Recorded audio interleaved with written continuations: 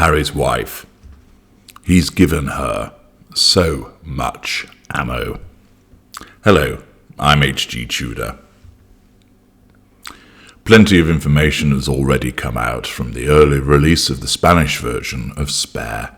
We also have more disclosures, although some of it had been rendered redundant by the leak, from the interviews, which Harry has done. More on that later. The fact is, he has gone and given his wife, a narcissist, massive amounts of ammo to use against him. We, as narcissists, go through a particular pattern with those individuals who are the intimate partner primary source. The boyfriend, the girlfriend, the spouse, the partner, the cohab. We seduce you and treat you to a golden period where we make you feel like a king or a queen. Some instances it's less so.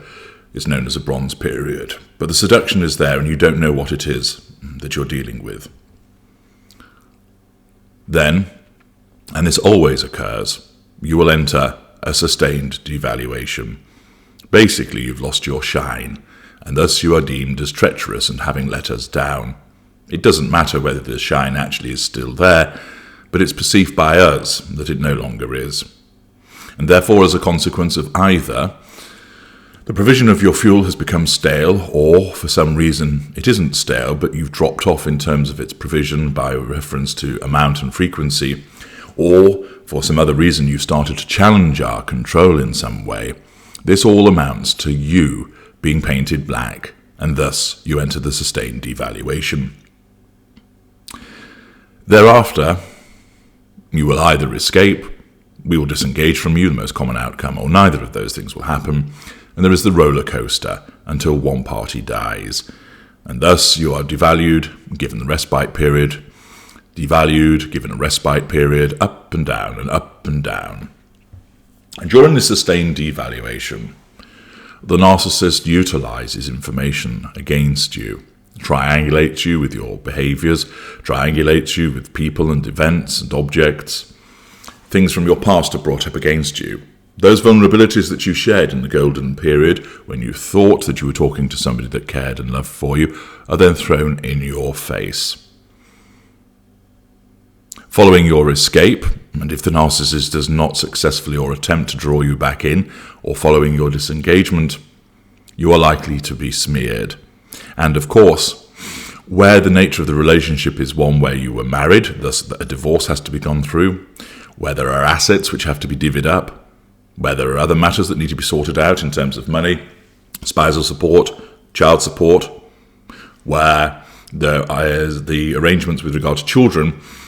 Of course, after the escape or disengagement, there are still many connecting strands which still have to be worked through. And whilst all that is done, the narcissist still needs to control you. And it is during that period that the narcissist will use anything about you, real or imagined, to portray you in a particular light, to assert control over you, to assert control over those around you, to assert control over judges and lawyers and court-appointed psychologists and such like. It is likely that in the relationship between Harry and Harry's wife, that she will ultimately disengage from him.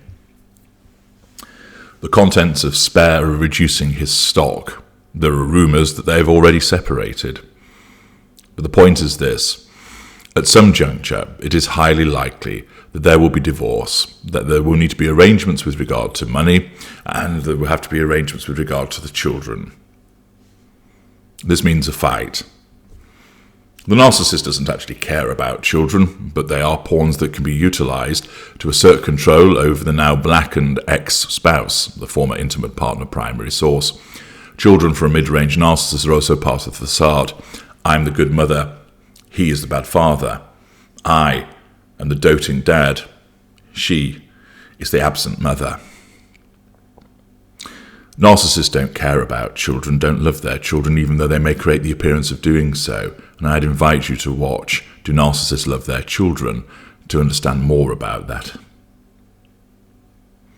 With regard to Harry, encouraged undoubtedly by his wife and members of her coterie. You need to be relatable, Harry. Show that you're down to earth. Show them the Playboy prince that everybody likes. Go back to those days. This is cathartic for you. It'll enable you to gain closure. And thus, the dithering idiot is encouraged to vomit up his past. There's no discretion. Circumspect is not in the dictionary. And thus all of this is regurgitated and put out there for the whole world to see. There is plenty more yet to come. But even of the information that we know, he has already given her so much ammo that will be used against him. He's admitted to being a drug taker. Theoretically, that could place his visa under threat in the United States. All she needs to say is that the act of a rational, caring father, that he would boast about his drug taking and thus jeopardize being around his children? That's how much he thinks of them. Also, what kind of role model is he that takes drugs and then goes on to boast about it? His admission about the Taliban, that shows a hot-headed, arrogant man and has a complete disregard for our family's safety. He's put a target on our back and didn't care about us. The admissions about the frozen penis and the shag in the field. This is a man-child. This is a man who is incapable of assuming the mantle of responsibility to care for his family. The fact that he admits he only cried once in relation to his mother's death. This is a man who has got deep-seated, traumatic, unresolved issues. He is a man who is psychologically crippled and needs significant help. He is not a man who is fit enough to be around children. You can hear these words being said in a courtroom at some future point. The references to the fight with Wills and the fallout with his family. He has no support network. He's burnt his bridges. In the pursuit of money and fame, he has thrown his family repeatedly under the bus. I, cry Harry's wife, I wanted him to reconcile with the king and his brother, but he was adamant that they had to apologise first and that he'd done nothing wrong. I told him to put that to one side, but he wouldn't listen to me. I wanted to contact my father, but Harry prevented me from doing so, saying that the way that he treated me was despicable, and I was just a frightened wife, kept prisoner in the walls of the mansion at Monty's shit show. He's much bigger than I am. I was frightened of him, Your Honour. I wanted to see my family. I tried to see my family, but he wouldn't let me. This is the type of man that he is. Of course, a peddling of lies, but you can see how the actress would play it. The disclosure of the army information. This is a man not to be trusted. He's gone against the code that was instilled in him in the army. The disclosure of the information that he shared about Harry's wife. No matter how trivial it might be with regard to the lip gloss, etc., she will bleat in the future, I never consented to its inclusion. He breached my confidence. He's readily disclosed family secrets. Lord knows what he might do in the future. This is a man who cannot be trusted. The laughing gas incident. This demonstrates there I was, in pain, giving birth to our child, and he was selfish, unsupportive, reckless. This is not a man who should be allowed to continue to see his children. The behaviour disclosed about the Nazi uniform by blaming Catherine and William. This is a man who still is a child, who never accepts responsibility. It's always somebody else's fault, Your Honour. The multiple references to Diana. It is clear, Your Honour, that he has never resolved the issue of the loss of his mother, and it weighs heavily on him to this day, so that he's more preoccupied with the loss of his mother than his immediate family around him. He claims that she talks to him. His focus is always upon her. She is the ever-present ghost in our family, and it becomes wearing. Then, of course, these are just some of the things that have come out, just a handful, and already, as you can hear me describe them and put them in the way of a lawyer's address or the evidence of Harry's wife in a court in the future when it comes to dealing with the divvy-up, of assets, dealing with the children, and even just the PR aspect of telling the world this is what went on. There'll be some people who will believe her, because they always do, and there'll be others who think, well, he admitted to all of these things himself, and it's not such a stretch of an imagination to think, therefore, that he could be a very problematic man to live with.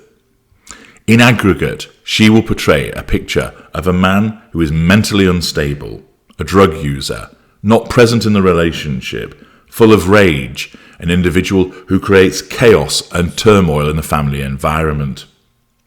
She will describe him as violent, dismissive, hurtful, domineering, controlling. There'll be a healthy doses of projection, of course.